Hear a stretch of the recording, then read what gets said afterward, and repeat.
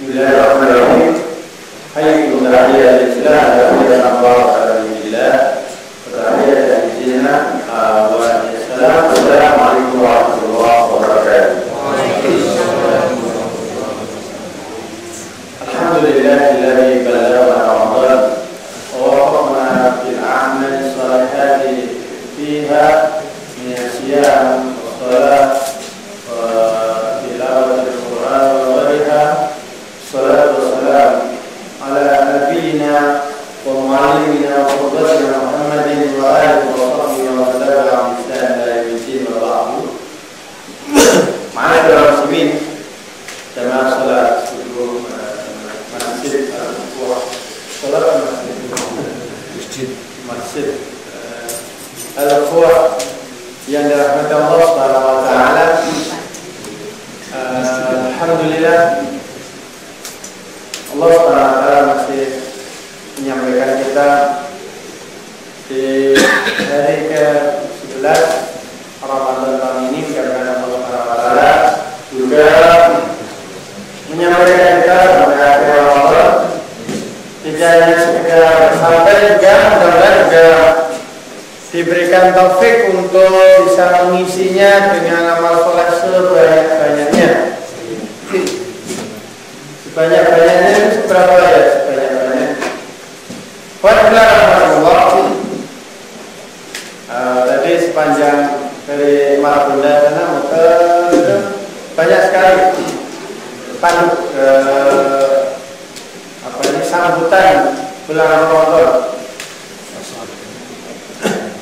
Apalagi yang mau memperkenalkan diri itu bikin juga banyak-banyak. Selamat datang bulan Ramadan, marhaban ya Ramadan. Itu sebenarnya bagus. Bahkan tidak hanya spanduk-spanduk, jalan-jalan di rumah kita juga kita bikin marhaban ya Ramadan. Termasuk di masjid-masjid mushola juga bikin acara, ada yang besar-besaran, ada yang kecil-kecilan gitu, dalam rangka menyambut bulan Ramadan. Ini adalah suatu hari yang bagus. Hanya saja Ramadan tidak cukup hanya diucapkan selamat datang. Tapi setelah selamat datang itu apa? Karena kalau kita punya tamu agung, tamu istimewa gitu, sudah kita pasang spanduk di mana-mana, umpul-umpul gitu, selamat datang. Begitu orangnya datang, kita tinggal tidur. Atau kita tinggal nonton TV sendiri atau sibuk sendiri. Kira-kira tamunya itu gimana? Kira-kira rasanya sebesar barang itu. Atau mungkin tetap datang, cuma nanti nggak mau datang lagi. Alhamdulillah, Ramadan juga sama. Kalau Ramadan cuma disambut selamat datang. Begitu datang, ditinggal tidur. Sampai selesai Ramadan sibuk saja gitu, tanpa peduli dengan Ramadan. Nah itu khawatirnya Ramadan tahun depan nggak mau balik lagi, kan jadi repot. Oleh karena itu maka karena sudah disambut, ya kita maksimalkan di dalam mengisi Ramadan ini. Ramadannya jangan diberi harapan kosong, cuma disambut tanpa diisi. Memang kadang-kadang dan kita yakin bahwa kemampuan kita terbatas di dalam beramal soleh, lemah macam-macam ya, lemah fisik, lemah niat, lemah semuanya. Tetapi Rasulullah SAW memberikan nasihat pada kita, wala ta'adas, jangan kalian merasa lemah, tapi berdoalah pada Allah Subhanahu wa taala, mintalah pada Allah Subhanahu wa taala kekuatan, karena sesungguhnya tiada kekuatan di dalam melakukan kebaikan itu kecuali dari Allah Subhanahu wa taala. Bukan karena fisik kita yang hebat, bukan. Sehingga kalau kita dipanggil oleh Allah Subhanahu wa taala, hayya 'alas shalah, jawabannya mari, enggak jawabannya enggak siap, enggak. Jawabannya itu la haula wala quwwata illa billah. Ini ada kekuatan untuk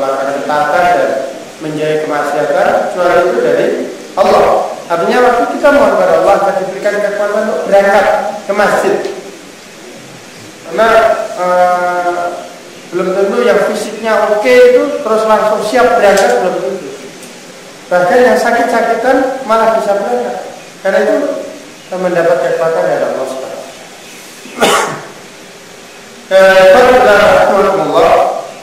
Allah Subhanahu wa taala berfirman dalam surat Al-Baqarah yang sudah dibaca baik di bacaan di sini maupun di rumah, ayat 148, fastabiqul khairat, berlomba-lombalah kalian di dalam kebaikan. Kebaikan itu apa aja ya? Apa saja. Intinya kita sama Allah Subhanahu wa taala diwajibkan, diperintahkan untuk berlomba-lomba. Namanya lomba itu pasti pengen jadi juara. Ada yang lomba pengen belakangan aja, monggo silahkan bapak di depan aja. Nah karena itu makruh hukumnya kalau pas sholat begini ada sop di depan kosong, silahkan kita maju duluan. Itu makruh hukumnya. Karena kita itu dalam perlombaan, mestinya duluan siapa yang di depan, monggo silahkan duluan di depan, enggak. Itu makruh. Karena menyalahi perintah Allah Subhanahu wa taala fastabiqul khairat. Jadi di dalam ibadah tidak ada isyarat. Isyarat itu mengutamakan orang lain, itu tidak ada di dalam ibadah. Yang ada dalam musyawarah belum. Sehingga satu hari Rasulullah SAW masuk masjid, biasa mungkin kayak kita gitu, masuk itu cari yang belakang. Ada yang duduk di belakang, gitu, pada enggak. Depannya enggak langsung membentuk barisan di depan, tapi duduk di belakang, milih tempat yang belakang gitu. Khawatir jadi imam di belakang intinya. Karena Rasulullah SAW bersabda, la yazal qawm yatafaruna hatta yu'akhirahumullah azza wa jalla. Kalau orang-orang itu tetap di belakang aja, Allah Subhanahu wa taala akan menjadikan dia terbelakang beneran. Artinya di dalam banyak hal akan ketinggalan. Ada apa-apa ketinggalan. Ini ketinggalan. Kalau nggak percaya nggak usah dipraktekkan. Nggak usah udah banyak ceritanya dan kita juga sudah sering mengalaminya. Kita telat aja sholat jamaah, hari itu pasti kita akan banyak sekali telat dalam berbagai hal. Oleh karena itu maka kalau kita sudah terlanjur melakukan satu kekurangan, segera langsung ditutup. Taqullaha haitsu wa ati sayyi'atan hasanah. Ikuti perbuatan yang tidak baik itu dengan kebaikan langsung. Tadi telah jamaah subuh misalnya langsung diganti apa tilawah tajus misalnya, atau sedekah apa gitu. Intinya langsung diganti, kalau enggak nanti sholat zuhurnya pasti ketinggalan. Kalau enggak pasti nanti asarnya lagi ketinggalan, maghribnya ketinggalan, isyanya ketinggalan. Saya itu sudah sangat sering sekali mengalaminya. Jadi kalau subuh ketinggalan 1 rakaat, zuhur itu tidak ada aja ceritanya, ketinggalan 1 rakaat juga. Ternyata sudah kita siap-siapin, asarnya juga ketinggalan juga. Ada aja yang pas mau berangkat tuh anak nangis gitu kan. Ada yang apa gitu, yang pengen ke belakang dulu, ada aja ceritanya. Oleh karena itu maka buat saya hasanah. Kalau sudah terlanjur berbuat salah itu bukan berarti harus dosa, artinya kurang, langsung segera ditutup dengan kebaikan, maka tambuha itu akan menghapus kesalahan. Fadlullah.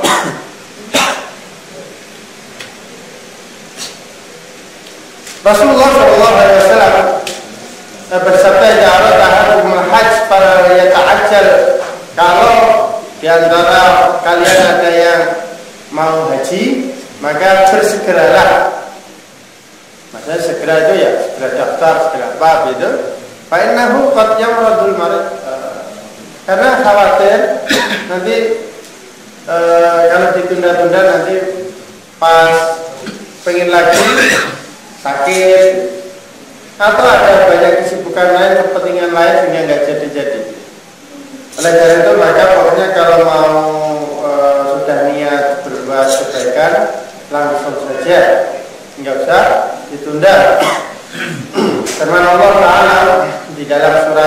ma'muran wasari'u ila maghfiratin rabbikum wa jannatin 'arduha as-samawati wal ardh u'iddat lil-muttaqin. Wasari'u itu dari surah itu cepat. Bercepatlah kalian. Bercepat itu ya secepat-cepat, cepat-cepatan. Ila maghfiratin rabbikum, menuju ampunan Tuhan. Caranya gimana? Bersegera menuju ampunan Tuhanmu itu. Yang pertama ya, dengan memperbanyak istighfar, karena itu menghadirkan ampunan dari Allah. Perbanyak istighfar. Astagfirullahaladzim. Allahumma firli wa li walidayya. Allahumma fir lana wa li ikhwanina alladziina sabaquna bil iman. Misalnya banyak berdoa istighfar itu musara'ah ila maghfiratillah, bercepat-cepat menuju ampunan Allah. Terus juga melakukan hal-hal yang menghadirkan ampunan Allah. Misalnya wudu, karena wudu itu juga menghadirkan ampunan Allah Subhanahu wa taala. Hingga Rasulullah SAW berpesan tajdidul wudu itu sunnah. Memperbarui wudu itu hukumnya sunnah. Jadi sekalipun kita sudah suci, kalau pas mau sholat kita tetap disunahkan untuk berwudu kembali walaupun belum batal. Itu mimbar sunnah, dan itu menghadirkan maghfirah, ampunan dari Allah Subhanahu wa taala, karena bersama dengan tetesan air itu dosa kita Allah lunturkan. Termasuk sholat 5 waktu. Antara satu sholat dan sholat berikutnya mukaffaratun lima bainahuma. Sholat itu menghapus dosa di antara keduanya. Termasuk Jumat dan Jumat satu ke Jumat berikutnya. Wa Ramadan ila Ramadan, satu Ramadan ke Ramadan berikutnya, itu juga mukaffaratun lima bainahuma, menghapus dosa di antara keduanya. Mudah-mudahan Ramadan kita kali ini menghapus dosa kita setahun yang lalu. Amin Allahumma amin. Bilang karena tidak tahu doa fasbal wudu al-insan, karena seseorang jika berwudu dengan sempurna, asbagul wudu itu wudu secara sempurna, kemudian membaca asyhadu an la ilaha illallah wa asyhadu anna muhammadar rasulullah wa asyhadu anna muhammadan abduhu wa rasuluh. Allahumma ja'alni minat tawwabina wa ja'alni minal mutatahhirin, fa innahu tuftahu lahu abwabul jannah thamaniyah yadkhulu min ayyiha syaa.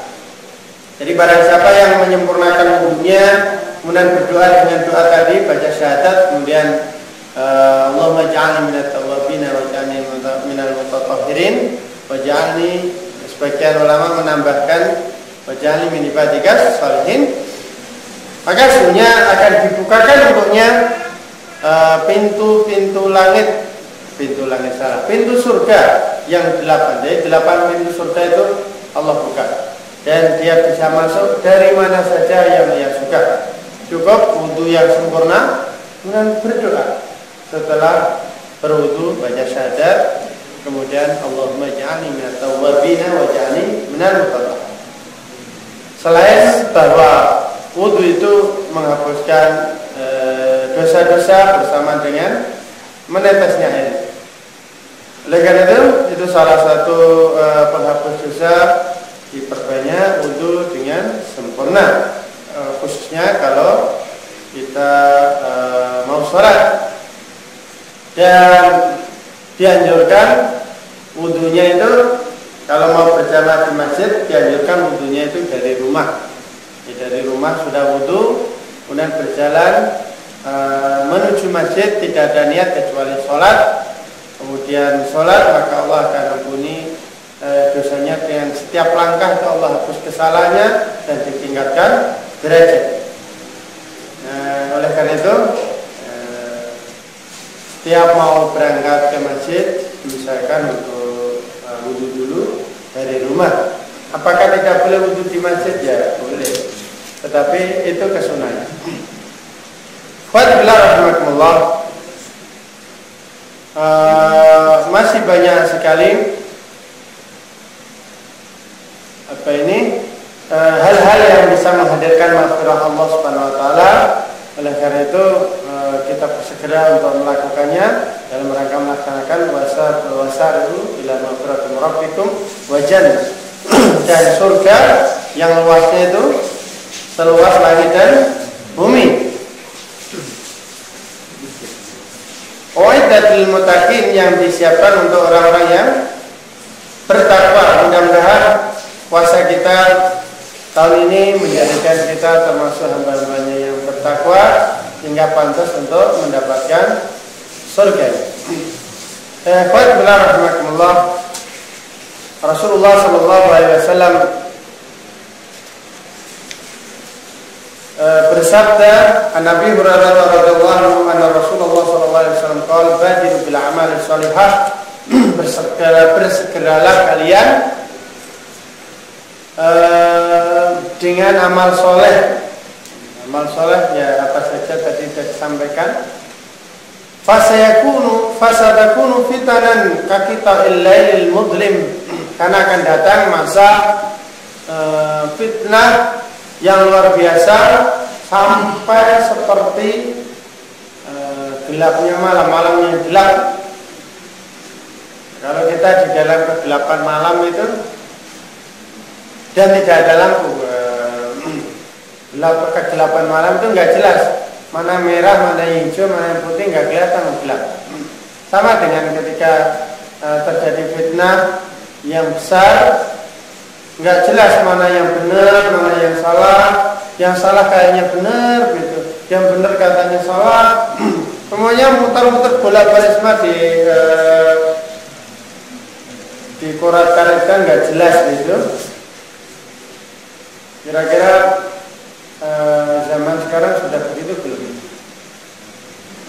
Yusbihu rajul mu'minan wa yumsi kafiran. Sampai-sampai orang itu karena nggak jelasnya itu paginya masih mukmin, sorenya sudah kafir. Sorenya masih mukmin, paginya sudah kafir lagi.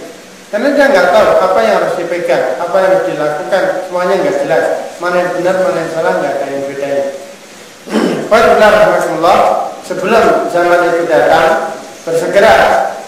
Kalau sudah datang, nanti kita kesulitan untuk melakukan kebaikan karena nggak jelas lagi mana yang baik, mana yang buruk, karena semuanya sama.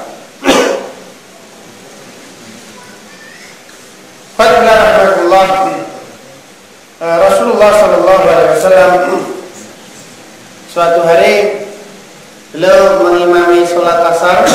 Habis sholat asar langsung keluar masjid menuju rumah Aisyah radhiyallahu anha, karena rumahnya itu di samping masjid. Kalau sekarang malah di dalam masjid, kalau dulu di sampingnya. Rasulullah bersolat itu langsung cepet-cepetan, terus balik lagi. Kemudian ditanya, apa ini oleh sahabat, ya Rasul, kenapa engkau demikian gitu, keluar balik? Tadi saya kata Rasul, tadi saya ingat apa ini di rumah masih ada emas gitu, saya khawatir ini sampai malam nanti nggak diberikan pada yang berhak, maka saya minta Aisyah untuk membagikannya. Setelah itu saya kesini lagi. Artinya Rasulullah SAW tidak menunggu esok hari, segera kapan bisa dilakukan langsung dilakukan, khawatir nanti ada kesibukan lain macam-macam sehingga malah nggak jadi semua.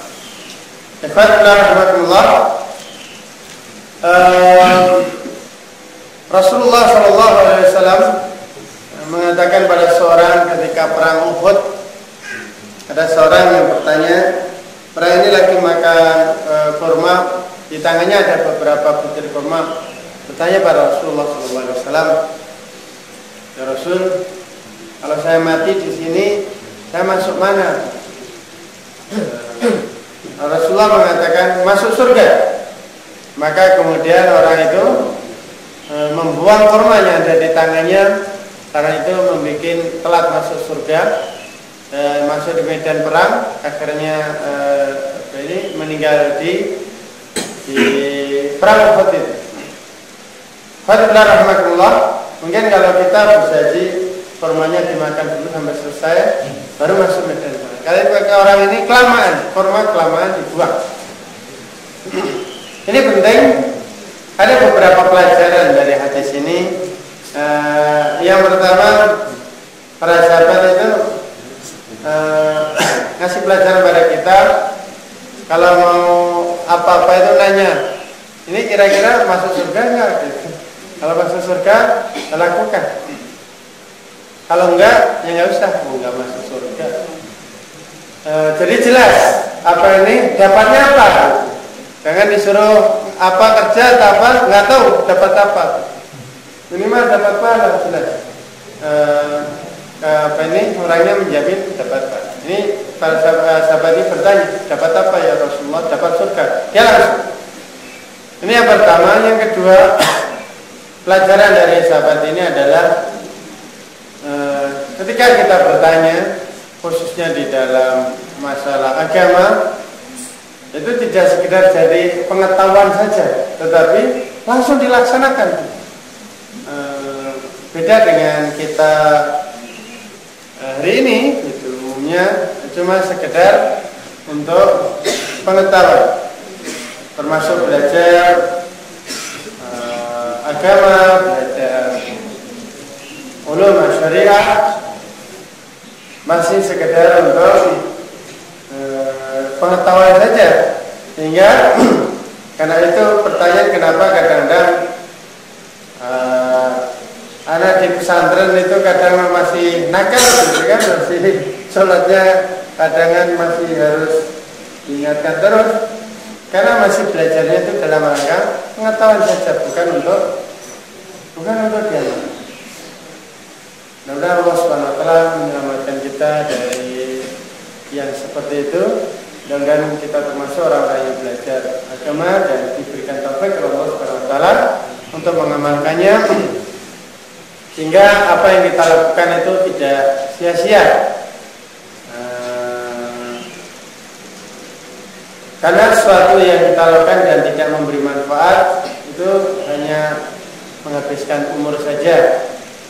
Padahal umur kita itu pendek, tetapi kita berharap masuk surganya Allah Subhanahu wa taala, dan Rasulullah SAW memberikan salah satu kuncinya, yaitu walaupun kita sudah meninggal, tapi ada yang bisa tetap mengalir, yaitu ilmu yuntafa'u bih, ilmu yang bermanfaat. Ilmu yang bermanfaat sekalipun kita sudah meninggal, kita masih tidak dapat aliran pahala. Itu yang kita harapkan dari semua proses pembelajaran kita lakukan, mulai dari PAUD, TK sampai sekarang. Mudah-mudahan Allah SWT memberikan kemanfaatan dari semua yang Allah berikan, dan nanti ilmu yang Allah akan berikan. Kalau Allah berikan kemanfaatan itu jadi mudah semuanya dan jadi enak. Apa saja, termasuk orang tua. Kalau bingung misalnya anaknya sekolah di mana atau kuliah di mana, mohon aja pada Allah Subhanahu wa taala diberikan yang bermanfaat. Kalau kuliah di mana yang bermanfaat, tidak harus keren tapi yang bermanfaat. Kampusnya enggak harus hebat tapi yang bermanfaat. Belum tentu ketika dia milih di satu fakultas apa, belum tentu bermanfaat. Kuliahnya apa gitu, dia aktivitasnya apa, yang nyambung. Intinya adalah Allah mudah-mudahan memberikan manfaat. Manfaat itu bisa apa saja, baik manfaat untuk diri sendiri maupun manfaat untuk orang lain. Karena itu kalau manfaat untuk diri sendiri berarti dia mendapat sesuatu. Kalau bermanfaat bagi orang lain, itu artinya memberi sesuatu pada orang lain, dan dua-duanya adalah kebaikan. Alhamdulillah, rahmatullah. Dalam hadis ini juga ada pelajaran bahwa Rasulullah SAW mengatakan bahwa engkau akan masuk surga, tapi kemudian tidak dijelaskan, tidak ada penyebutan bahwa dia mati syahid, cuma qatala hatta qutila, terbunuh saja. Jadi tidak disebut ustusyhida, syahid. Ini bagian dari kehati-hatian kita di dalam menyebut seseorang bahwa seseorang itu mati syahid, karena kesyahidan itu sesungguhnya Allah Subhanahu wa taala yang tahu bahwa dia itu mati syahid atau bukan. Jadi kita tidak punya kapasitas untuk melabeli seseorang mati syahid. Yang bisa kita lakukan adalah mendoakan, mudah-mudahan dia meninggalnya syahid dengan beberapa variabel, misalnya dia meninggalnya dalam medan perang segala macam, mudah-mudahan dia termasuk syahid. Selama tidak ada nas yang mengatakan bahwa dia syahid, maka tidak kita katakan syahid. Hanya judulnya, kalau toh kita membicarakan mudah-mudahan syahid. Itu syahid Imam Hasan al-Banna misalnya, itu bagian dari doa sesungguhnya, bukan dalam rangka mengkotikan, memastikan bahwa beliau nanti syahid. Seperti kalau di dalam istilah kita almarhum siapa itu sesungguhnya doa mudah-mudahan orang yang meninggal ini mendapat rahmat Allah Subhanahu wa taala. Memang di dalam istilah bahasa Arab itu tidak dikenal dengan istilah almarhum. Yang ada memang rahimahullah. Kalau kita baca di biografi ulama atau penyebutan orang-orang yang sudah meninggal dulu, itu biasanya ditambah doa rahimahullah. Rahimahullah itu artinya almarhum masih. Rahimahullah, mudah-mudahan Allah merahmati. Tapi bentuknya itu doa.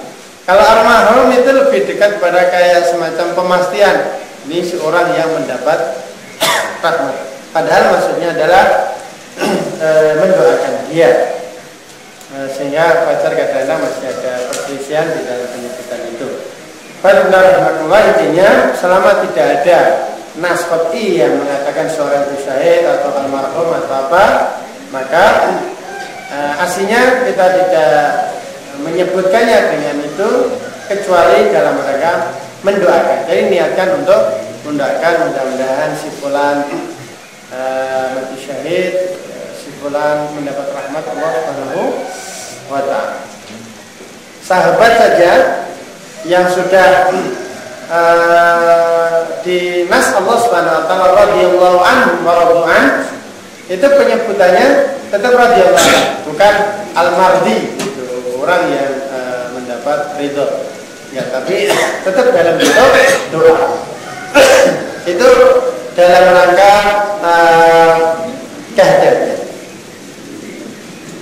Karena yang tahu niat sesungguhnya itu hanya Allah Subhanahu wa taala. Karena kesyahidan seseorang itu ditentukan juga oleh niat di dalam hatinya.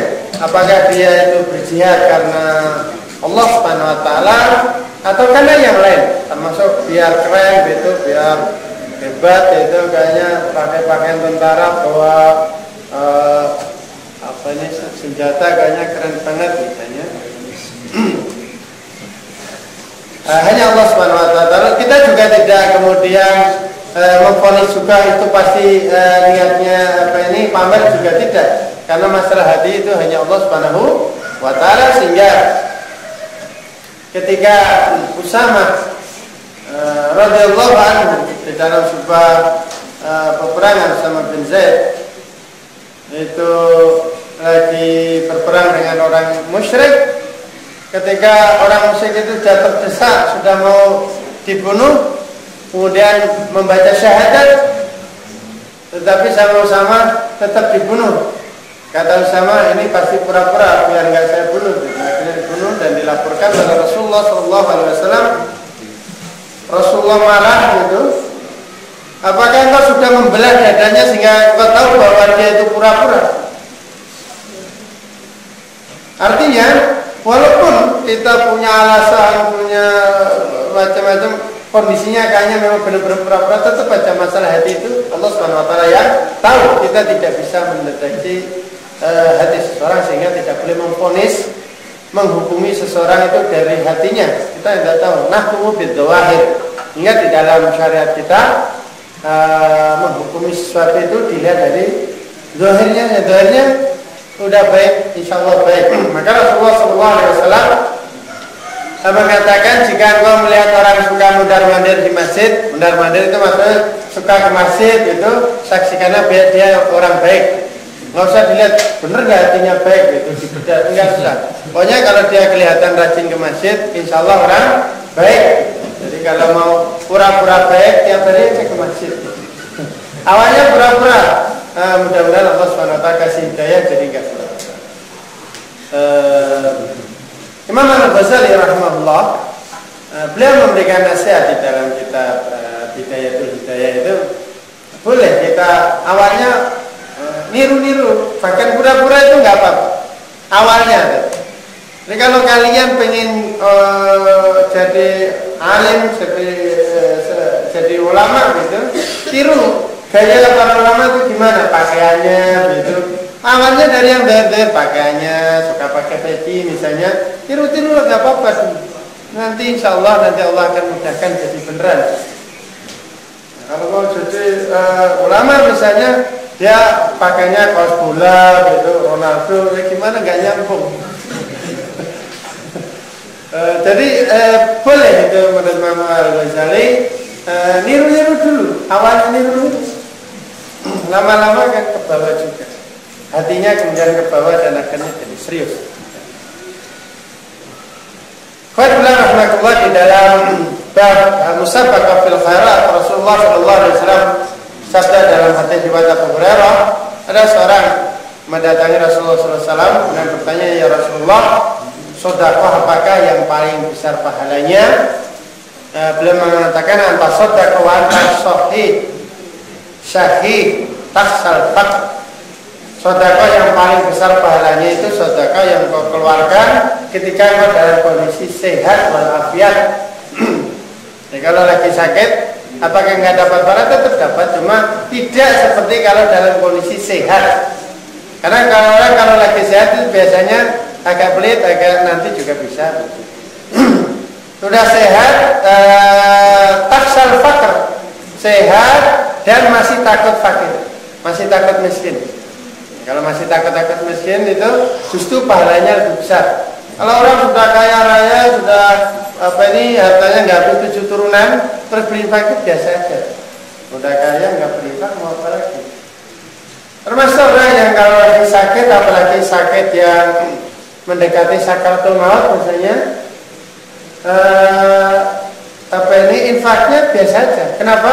Dia udah nggak butuh harta lagi. Dan biasanya orang sakit tuh lebih mudah aja untuk berinfak karena dia udah nanti kalau keburu meninggal gimana? Padahal kalau orang sudah dalam maradul maut, sakit yang menyebabkan kematian itu, sesungguhnya harta yang milik dia itu bukan hanya milik dia saja, ada hak ahli waris di sana sehingga dia tidak bebas untuk menginfakkan semaunya. Ada batasan maksimal yaitu 1/3 dalam bentuk wasiat. Itu maksimal, nggak boleh lebih dari itu, karena nanti mendolimi ahli warisnya. Jadi kalau mau itu ketika masih begini sehat walafiat, mau diinfakkan seluruh hartanya 100%, no problem, nggak ada masalah. Tapi kalau sudah sakit begitu itu nggak boleh, maksimal 1/3 dan 1/3 itu sudah. Mumpung sehat, watak mulul ghina, atau kalian masih pengen kaya, takut fakir atau masih pengen kaya. Satu bilang yang pas untuk bersedekah. Nggak saya nunggu sudah kaya banget, nanti dah nggak ada keistimewaannya di sini. Biasa aja, namanya orang kaya wajar sedekah. Kalau agak miskin, waktu itu agak pengen masih nafasnya Senin Kemis itu pas banget untuk bersedekah. Walakum hil hatta idza balaghatil hulqum, jangan kau tunda sampai nyawa di kerongkongan. Baru kalau sudah seperti itu, ini untuk masjid ukhuwah, ini untuk madrasah, ini untuk pesantren, ini untuk macam-macam, baru begitu. Waqad kana li fulan, padahal harta itu sudah milik ahli waris. Fadillah rahmatullah, itu agar jangan sampai kita menunda-nunda kebaikan. Ketika pada masa awal-awal pemerintahan Bani Umayyah, ada seorang panglima yang sebenarnya sangat kuat, cuma kejam gitu. Beliau banyak membunuh para ulama yang tidak sejalur dengan pemerintah, termasuk Abdullah bin Jubair itu juga meninggal di tangan Hajjaj bin Yusuf As-Saqafi. Orang-orang waktu itu pada mengeluh. Ada yang bertanya kepada Anas bin Malik radhiyallahu anhu tentang masalah ini. Beliau mengatakan, isbiru, sabar aja. Fa inna la ya'ti zaman illa walladhi ba'da syarr minhu hatta talqarabakum. Karena sesungguhnya pasti zaman setelah ini akan jauh lebih buruk daripada sekarang. Dan kalau sekarang buruk, nanti juga akan lebih buruk. Sekarang sabar aja. Ini juga pelajaran berharga. Jangan menunda. Kalau mau sabar, sabar dari sekarang. Kalau mau, jangan nanti sabarnya nunggu kondisi baik. Dari sekarang sabar. Termasuk kalau kita berat di awal Ramadan tilawah, yakin di akhir Ramadan lebih berat lagi. Nanti akan banyak kesibukan lagi. Mumpung sekarang lagi bersemangat, lakukan sebanyak-banyaknya begitu. Sampai sebanyak-banyaknya. Bolak-balik. Sehari 10 juz, sehari 15 juz. 2 hari khatam, ya nggak apa-apa gitu. Memang Abdullah bin Umar mengatakan kalau bisa jangan sampai kurang dari 3 hari. Tetapi yang dipraktekkan oleh para ulama dulu, khusus Ramadan memang beda. Para salafus saleh dulu meninggalkan banyak hal, artinya biasanya kalau pengajian-pengajian itu banyak di luar Ramadan, begitu Ramadan itu malah nggak ada pengajian, full hanya untuk tilawah, sehingga wajar. Misalnya Imam Syafi'i itu sampai khatam 60 kali. 60 kali artinya nggak hanya 2 hari sekali, sehari 2 kali. di luar sholat, di luar bacaan sholat, di luar apa yang dibaca ketika sholat. Dan jangan bandingkan sholat mereka dengan sholat kita, sangat jauh. Karena Imam Bukhari misalnya, beliau sholat itu setiap rakaatnya kurang lebih 50 ayat. 50 ayat itu ya lumayan. Setiap rakaatnya, padahal beliau sholat itu kadang-kadang 20 rakaat, kadang-kadang banyak. Intinya bacaan-bacaan itu di luar bacaan sholat. Ada yang khatam 30 kali, ada yang 15 kali, ada yang 10, ada yang 5. Kita berapa kira-kira niatnya? Yang pertama niat dulu. Kalau nggak ada niat lebih repot lagi. Sudah niat aja nggak punya, gimana mau khatam? Ya sudah niat aja kadang-kadang nggak khatam, apalagi nggak niat, lebih rumit lagi masalahnya. Jadi pertama niat, karena niat itu sangat berharga. Bahkan innamal amalu binniyat, dan Rasulullah juga mengatakan ketika setelah Fathu Makkah itu sudah nggak ada hijrah lagi, yang ada jihadun wa niyat. Jihad dan niat, minimal itu niat. Jadi niat khatam 5 kali. Artinya kalau sudah punya niat itu akan membuat programnya bagaimana caranya khatam 5 kali. Coba kalau kita nggak ada niat, pasti akan seadanya. Baru 1 juz, wah udah capek. Alhamdulillah, biasa juga bacanya nggak sampai 1 juz. Alhamdulillah dari 1 juz. Jadi ada godaan-godaan. Tapi kalau punya niat, insya Allah. Ini tahajud bin aja sebenarnya. Biasanya kalau di luar Ramadan itu Kadang untuk menyelesaikan satu juz itu luar biasa, ada beratnya luar biasa. Tapi alhamdulillah Ramadan tahun ini karena belajar dari kesalahan tahun-tahun sebelumnya gitu, bisa khatam per 3 hari. Artinya bisa sehari 10 juz. Tapi memang butuh kesabaran dan niat luar biasa. Godanya itu luar biasa. Ada aja gitu.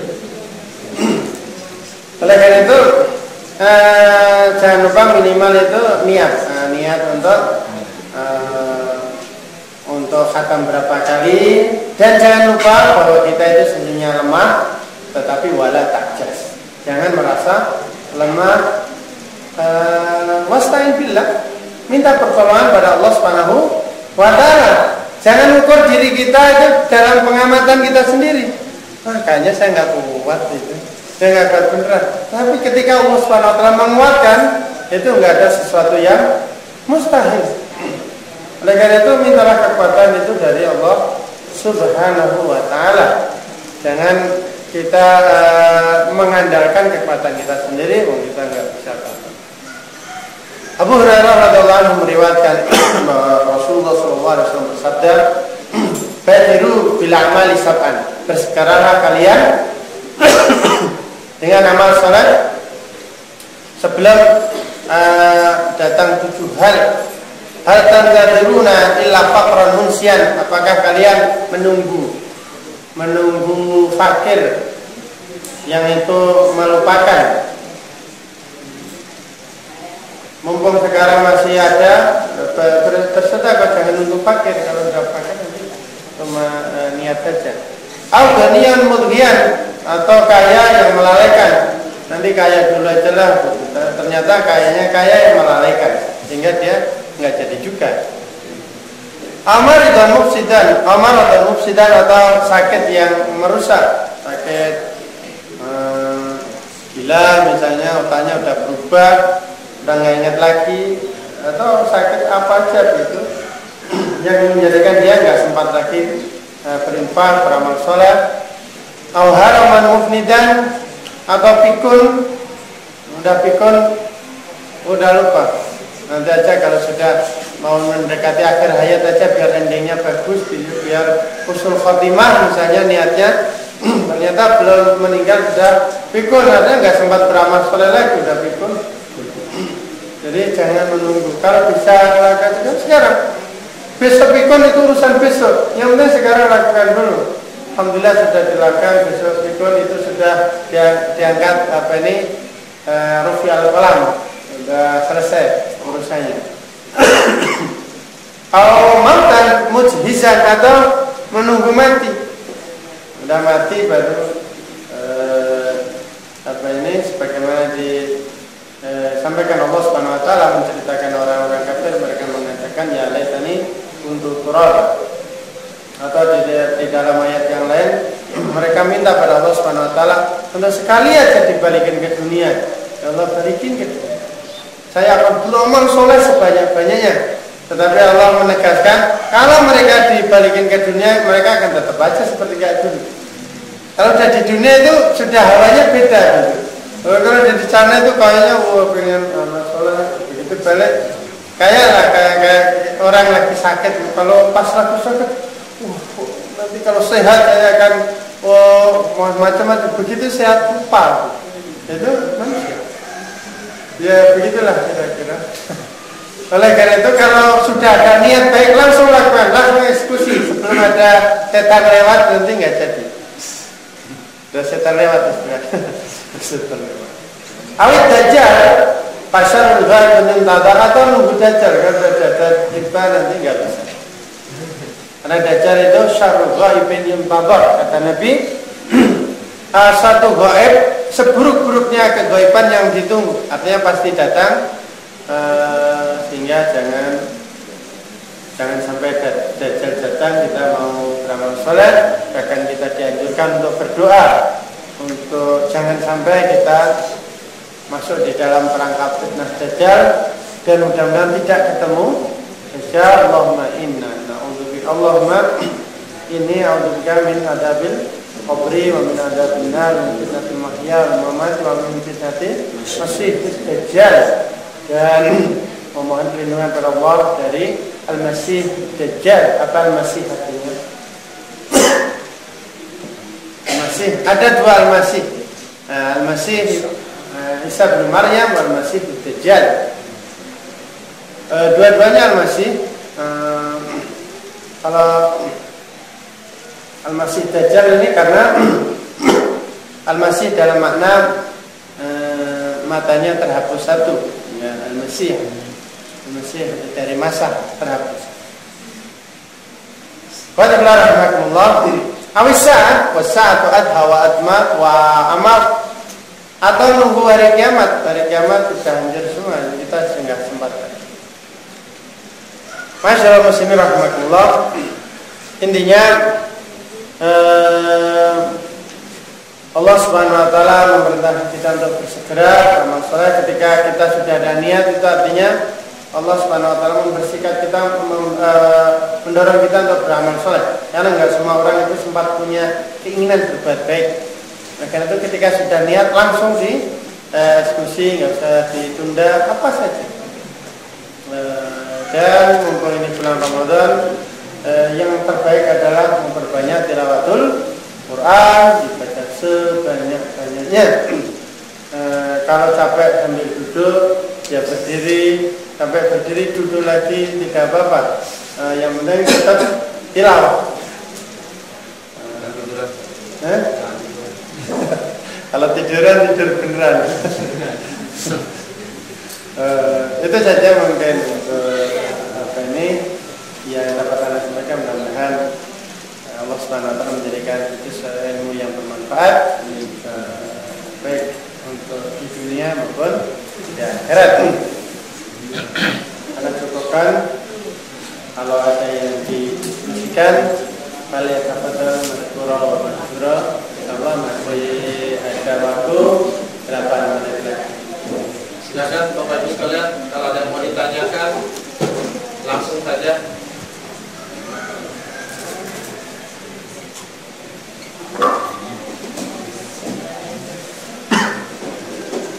Ada yang mau tanya?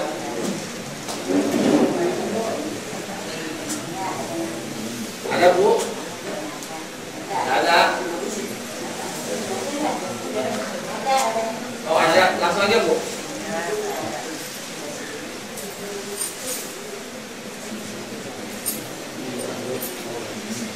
Bapak ada?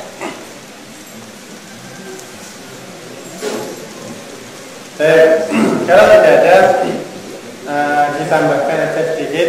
Salah satu hal yang bisa membantu kita untuk kuat tilawah itu kalau bareng-bareng. Artinya kalau ada banyak orang yang tilawah. Alhamdulillah Ustaz Amang itu bikin acara iktikaf sebulan di Masjid Al-Qubah. Jadi semua santri itu maunya tidur apa aja di masjid tilawah, karena semuanya pada tilawah. Akhirnya ya kita jadi ringan gitu, kita tilawah pada semua jadi ringan. Itu bisa walaupun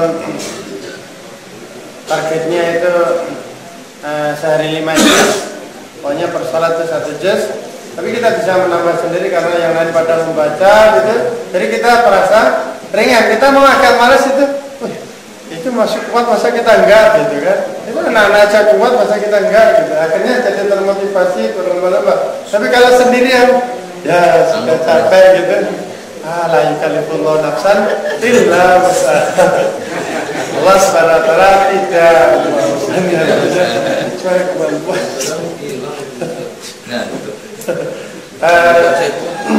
Itu senjata pamungkas. Padahal sebenarnya kemampuan kita masih ada, cuma kita menganggapnya sudah habis saja. Padahal sebenarnya masih ada, tinggal dioptimalkan ya. Abdullah Hazam ini satu hari ketika lagi sama prajuritnya di Afghanistan itu olahraga pagi keliling danau. Ayo kita olahraga pagi keliling danau sampai tidak kuat jalan baru boleh berhenti. Muter. Satu persatu prajuritnya itu duduk la yukallifullahu nafsan illa wus'aha. Terus muter terus sampai kan seluruh prajuritnya itu habis duduk semua tinggal Abdullah Azam sendiri muter sampai belum pingsan, bangun lagi, lari lagi sampai pingsan lagi, bangun lagi, lari lagi. Kemudian mengatakan la yukallifullahu nafsan illa wus'aha. Ini baru la yukallifullahu nafsan illa wus'aha, baru sampai dikit la yukallifullahu nafsan illa wus'aha. Itu kita terlalu bercepat diri untuk menghukum diri kita sendiri. Sebenarnya masih kuat sebenarnya, cuma perlu di push lagi. Allah bisa.